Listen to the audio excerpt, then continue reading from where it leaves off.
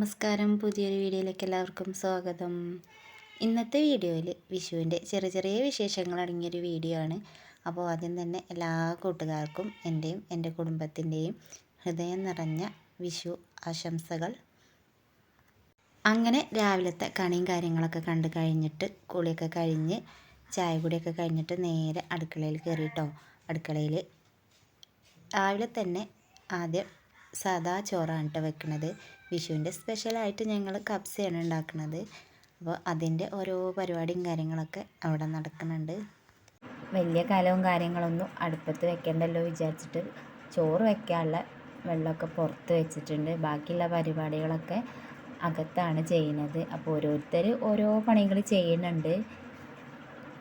ചോറൊക്കെ ഊറ്റിനിടയിൽ ചിക്കൻ വറുക്കാൻ വേണ്ടിയിട്ട് വെച്ചിട്ടുണ്ടായിരുന്നു. അപ്പോൾ ഞാനിവിടെ ക്യാമറ ഓൺ ആക്കിയത് അമ്മ കണ്ടിട്ടില്ല കേട്ടോ. അപ്പോൾ അമ്മ അങ്ങനെ അച്ഛനുണ്ടായിരുന്നു ഇവിടെ ഓരോ പണികൾ എടുക്കുകയാണ്. അപ്പോൾ എന്താ കറണ്ട് ഉണ്ടായിട്ട് എന്താ ലേറ്റൊക്കെ അടിക്കണമെന്നൊക്കെ പറയുന്നുണ്ടായിരുന്നു കേട്ടോ. അതിൻ്റെ ഇടയിൽ അങ്ങനെ ഇതാ അച്ഛനും അമ്മയ്ക്കും ഇതാ മക്കൾ ഇതാ ഗിഫ്റ്റൊക്കെ കൊടുത്തിട്ടുണ്ടായിരുന്നു. അപ്പോൾ അതൊക്കെ കഴിഞ്ഞപ്പോൾ കുറച്ച് കഴിഞ്ഞപ്പോൾ ചെറിയച്ഛൻ വന്നിട്ടുണ്ടായിരുന്നു കേട്ടോ. അപ്പോൾ ചെറിയച്ഛൻ അവർക്ക് വിഷുക്കൈ നീട്ടൊക്കെ കൊടുത്തു.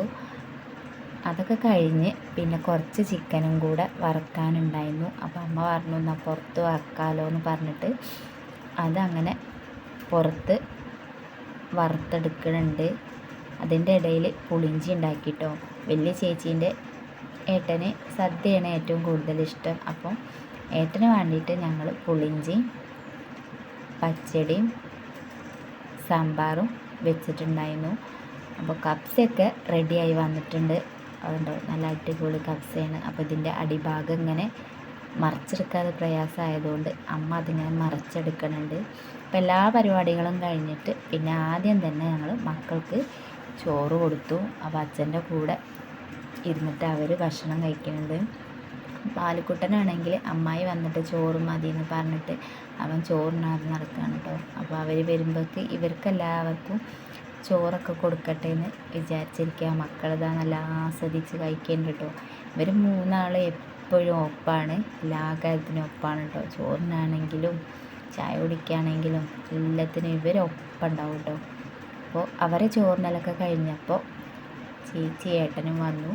അപ്പോൾ അവരെ കൂടെ ഞങ്ങളിരുന്ന് ഞങ്ങളും ഉഷാറായിട്ട് ചോറിനും. അതിൻ്റെ ഇടയിൽ ബാലക്കുട്ടൻ്റെ ഫ്രണ്ട്സൊക്കെ വന്നിട്ടുണ്ടായിരുന്നു, അവർക്കും ചോറ് കൊടുത്തു. അതൊക്കെ കഴിഞ്ഞിട്ട് ഞങ്ങൾ നേരെ എൻ്റെ വീട്ടിലേക്ക് പോയിട്ടോ. ബാലക്കുട്ടനും അല്ലിക്കുട്ടനൊന്നും പോന്നിട്ടില്ലായിരുന്നു. ലച്ചുമോളും ഞാനും ഏട്ടനുമാണ് പോയത്. ഒരാഴ്ച മുന്നേ ഞങ്ങൾ നിന്ന് പോന്നതായിരുന്നു. അപ്പോൾ ഞങ്ങളൊന്ന് പോയി പോരാന്ന് വിചാരിച്ചിട്ടാണ് പോയത്.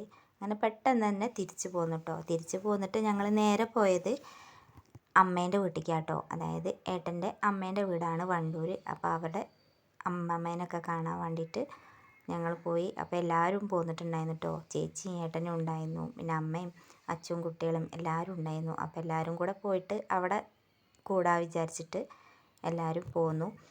അപ്പോൾ ബാലുക്കുട്ടന് ഞങ്ങളെ കൂടെ ഉണ്ട്, അല്ലുക്കുട്ടന് അമ്മായിൻ്റെയും മാമേൻ്റെയും കൂടെയാണുള്ളത്. അപ്പോൾ ഞങ്ങളെല്ലാവരും ഒപ്പാണ് കേട്ടോ അവിടെ എത്തിയത്. അവിടെ എത്തി കഴിഞ്ഞപ്പോൾ വെള്ളമൊക്കെ കുടിച്ച് കഴിഞ്ഞ് പിന്നെ മക്കൾക്കൊക്കെ ചോറ് കൊടുത്തു കേട്ടോ. ഇവരൊന്ന് സെറ്റാക്കിയാൽ ഞങ്ങൾക്ക് എല്ലാവർക്കും ചോറിനല്ലോ വിചാരിച്ചിട്ടുണ്ട്. ആദ്യം തന്നെ ഇവർക്ക് ചോറൊക്കെ കൊടുത്തു.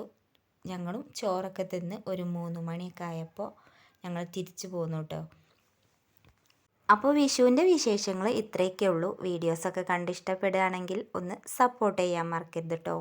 അതുപോലെ കമൻറ്റും ഷെയറൊക്കെ ചെയ്യാൻ മറക്കരുതേ. Thank you for watching.